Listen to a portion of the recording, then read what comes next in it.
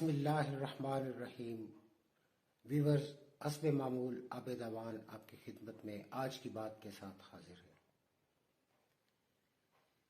ناظرین، ہمارے ہاں ایک سینٹ، ایک قومی اسمبلی اور 4 صوبائی اسمبلیاں ہیں، جن کے اراکین کی مجموعی تعداد تقریباً 1400 کے قریب بنتی ہے۔ ان اراکین میں 188 مخصوص نشستوں پر خواتین کو منتخب کیا جاتا ہے، بلکہ منتخب نہیں، ان کو سلیکٹ کیا جاتا ہے، جن میں سے 60 خواتین قومی اسمبلی میں، 66 پنجاب اسمبلی میں، 29 سندھ اسمبلی میں، KPK میں 22 اور بلوچستان اسمبلی میں 11 خواتین کی مخصوص نشستیں ہیں۔ یہ کل بنتی ہیں 188 مخصوص نشستیں خواتین کی۔ ان 188 مخصوص نشستوں کی تمام جماعتیں الیکشن ہونے کے بعد اپنی اپنی اکثریت کے مطابق بندر بانٹ کرتے ہیں۔ جس کے پاس زیادہ نشستیں جنرل سیٹس ہوتی ہیں اس کو مخصوص نشستوں میں سے بھی زیادہ کوٹا ملتا ہے۔ بات یہ ہے کہ یہ 188 مخصوص خواتین کی نشستیں آخر کیوں ہیں؟ اگر آپ 2 لاکھ روپیہ پر منتھ ایک MPA یا MNA کی جو اس کی تنخواہ ہے اور الاؤنسز ہیں ملائے تو 2 لاکھ تقریباً بنتی ہے، تو 188 جو ہیں یہ 3.25 کروڑ روپیہ پر منتھ قومی خزانے پر بوجھ ہے۔ یعنی پر منتھ 3.25 کروڑ مطلب ہے کہ تقریباً سال میں 50 کروڑ ہو گیا، اور 5 سال کی اسمبلی میں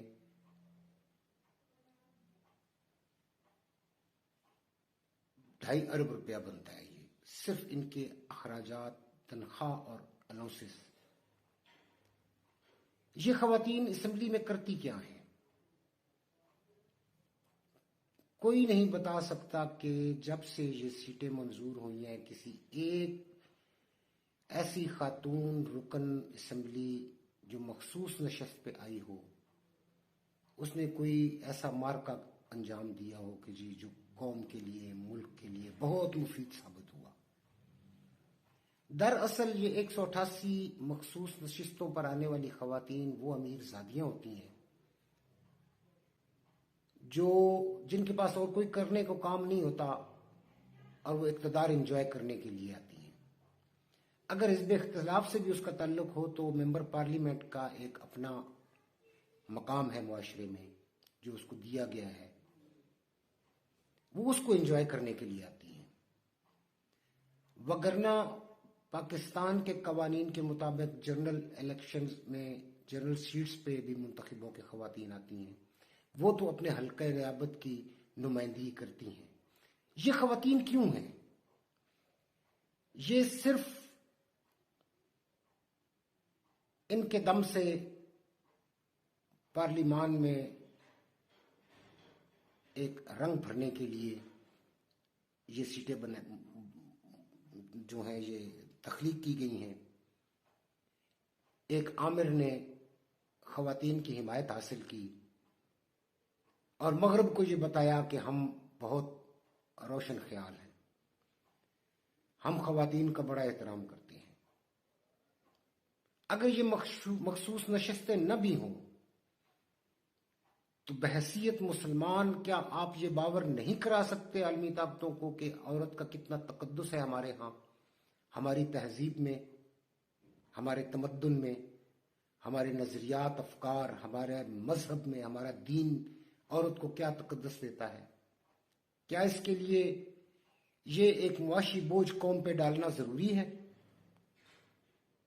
یا ٹکے کا کام نہیں کرتی یہ عورتیں، صرف اقتدار انجوائے کرتی ہیں اور اربوں روپے کا چونا اس قوم کو لگتا ہے۔ حکمرانوں کو چاہیے کہ اس کے اوپر غور کریں اور کم از کم یہ جو فضول کی 188 خواتین مسلط کی جاتی ہیں قوم پر، ان سے چھٹکارا دلوائیں۔ آپ 188 کی جگہ پہ 500 بھی عورتوں کو لے آئے مخصوص نشستوں پر، لیکن جو نہیں ماننے والے انہوں نے نہیں ماننا کہ پاکستان میں عورت کو عزت دی جاتی ہے۔ لیکن یہ مخصوص نشستیں ختم اس لیے نہیں کریں گے کہ یہی شریف خاندان، یہی زرداری فیملی، یہی بھٹو فیملی، یہی بڑے بڑے نواب جاگیردار، ان کی بیٹیاں، بہویں، بیویاں ان نشستوں کو انجوائے کرتی ہیں۔ یہ وہ جونکیں ہیں جو صرف خون چوستی ہیں اور کام کچھ بھی نہیں کرتی۔ یہ صرف رنگ برنگی تتلیاں ہیں جو پارلیمان کی رنگینی میں اضافہ کرتی ہیں، اس کے علاوہ ان کا کوئی کام نہیں ہوتا۔ لہذا پوری قوم کو یہ چاہیے کہ اس پہ آواز اٹھائے اور یہ مطالبہ کرے کہ یہ مخصوص نشستیں ختم کریں۔ اگر مخصوص نشستیں آپ نے قائم رکھنی ہی ہیں تو پھر یہ خواتین کے لیے مت کریں۔ 188 کی اگر آدھی بھی آپ 94 نشستیں بھی مخصوص کریں، لیکن کریں ٹیکنوکریٹس کے لیے جو ماہرین معاشیات ہوں، اقتصادیات کے ماہر ہوں، تعلیم کے ماہر ہوں، خاص طور پہ دینی تعلیم کے ماہرین ہوں۔ اس کے لیے عورتوں کا مخصوص ہونا ضروری نہیں ہے۔ سائنسدانوں کو لے کے آئیں آپ تاکہ وہ قانون سازی کروا سکیں۔ اس کے لیے عورتوں کا مخصوص ہونا ضروری نہیں ہے۔ سائنسدانوں کو لے کے آئیں آپ تاکہ وہ قانون سازی کروا سکیں اس طرح کی جس سے تعلیم ترقی کرے، ہماری دیگر شعبوں میں قوم ترقی کرے۔ یہاں انگوٹھا چھاپ بیٹھے ہوتے ہیں قانون بنانے کے لیے۔ ڈی ایم جی گروپ کے ایک سیکٹری کو لگا دیا جاتا ہے سیکٹری تعلیم، جس کو تعلیم کے بارے میں پتہ ہی کچھ نہیں ہوتا۔ ایک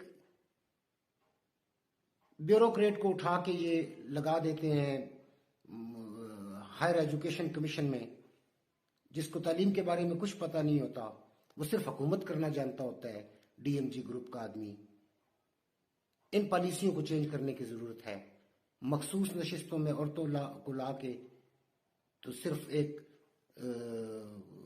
ماڈلنگ کرتی ہیں، وہ رنگ برنگے کپڑے پہن کے زیورات کی نمائش کرتی ہیں۔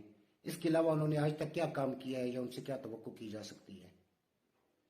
دوسری جو بات میں کرنا چاہتا ہوں وہ یہ کہ صحافی اسد طور کو ایف آئی اے نے گرفتار کیا ہوا ہے۔